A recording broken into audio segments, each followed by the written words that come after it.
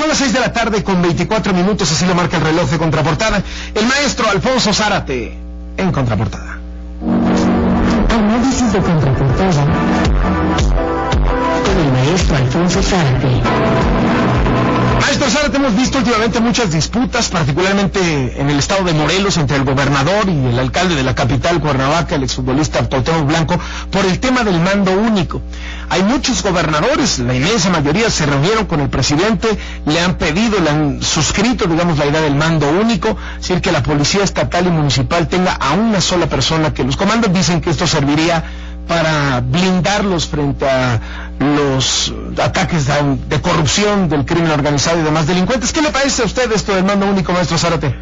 Carlos, a mí eso del mando único y la manera en que lo está presentando tanto el secretario de Gobernación como la CONAGO, distintos gobernadores, etcétera, me recuerda mucho lo que ocurrió en el pasado inmediato, en el caso del gobierno del presidente Felipe Calderón, que le apostó todo, o casi todo, a la creación de una corporación policial con altos estándares profesionales, que era la Policía Federal. El secretario de Seguridad Pública, Genaro García Luna, convenció al presidente de que ante la descomposición que se percibía en las policías municipales y estatales, era necesario disponer de una policía federal con una gran capacidad para intervenir en aquellos puntos críticos. De hecho, lo hicieron, por ejemplo, en Ciudad Juárez. Yo recuerdo que durante mucho tiempo 5,000 elementos de la Policía Federal, inclusive al mando del propio comisionado, estuvieron haciendo todo para restaurar la tranquilidad en aquel punto del estado de Chihuahua que vivía una hora muy difícil.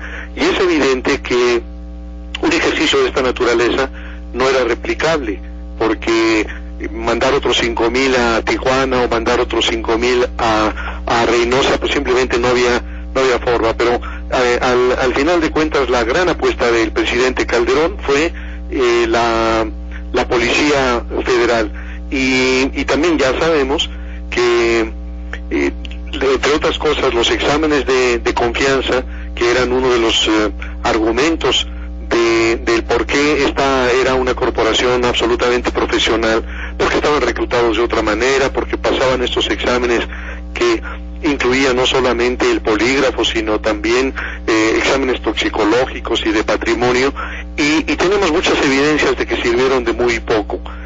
Uno de los casos ejemplares fue el de Edgar Vallardo, un personaje que no obstante que ostentaba una enorme riqueza, incluso en su declaración patrimonial mencionaba 3 autos, un BMW de 700,000 pesos, un Mercedes-Benz de 800,000, una Cherokee blindada, y a pesar de eso iba escalando posiciones en la Secretaría de Seguridad Pública, y al final pues nos enteramos de que al mismo tiempo era informante de la DEA y trabajaba para el cártel de Sinaloa. Hay, digamos, muchos otros episodios que cuestionan a la Policía Federal.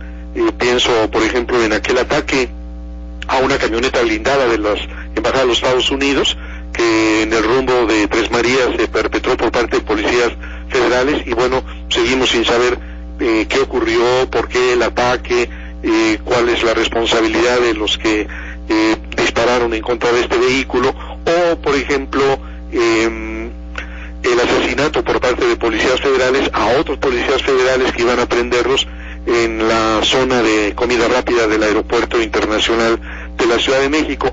Todo esto, Carlos, solamente para decir que así como en el gobierno del presidente Calderón la apuesta fue por una policía federal, hoy yo percibo un énfasis similar y también simplista, diría, en que el mando único es la varita mágica con la cual el gobierno va a responder a esta descomposición que vivimos en el terreno de la seguridad pública. Y me parece que esto no solamente se manifiesta en este ámbito, sino en algunos otros. Pienso, por ejemplo, en la manera en que el gobierno nos presentó, previo a su aprobación, las llamadas reformas estructurales. El discurso gubernamental era que estas reformas estructurales, particularmente la energética, iban a fortalecer las finanzas públicas, y que esas las finanzas públicas fortalecidas y van a poder emprender grandes proyectos de infraestructura, fortalecer a la educación pública, etcétera. Y bueno, creo que es un error porque lo que estamos viendo, este nivel de enojo, de frustración de la sociedad, tiene que ver con que esas bendiciones que se ofrecieron no se han concretado. Y creo que ese es el gran riesgo con esto del mando único.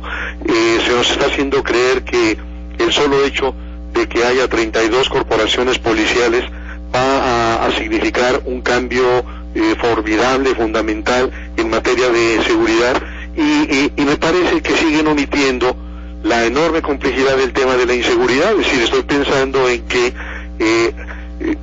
pudiendo ser un alivio gradualmente, y eso con todos sus asegúnes, porque ya tenemos casos, particularmente Morelos, pero no solo ese, en donde las comunidades se quejan de las arbitrariedades y las corruptelas de los policías estatales.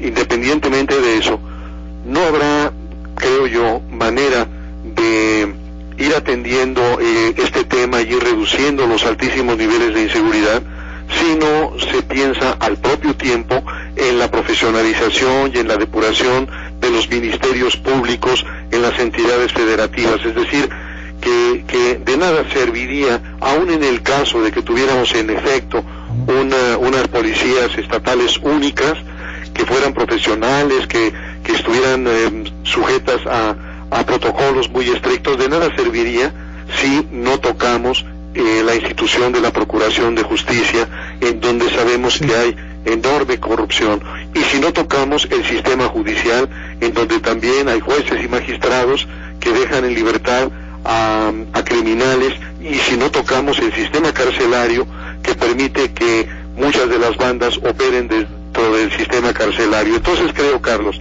que está siendo un error todo el manejo del gobierno, haciendo creer que el mando único va a ser la gran varita mágica, y ojalá que incorporen en su proyecto y en su discurso todos estos temas, y desde luego el tema del crecimiento económico que restaure el tejido social dañado. Sin todo eso va a ser una enorme decepción cuando empecemos a ver que con todo esto del mando único los delitos crecen. Muchas gracias, maestro Zárate. Un abrazo, Carlos. El maestro Alfonso Zárate, analista de Primera Noticias. Son las 6 de la tarde con 32 minutos. Contraportada.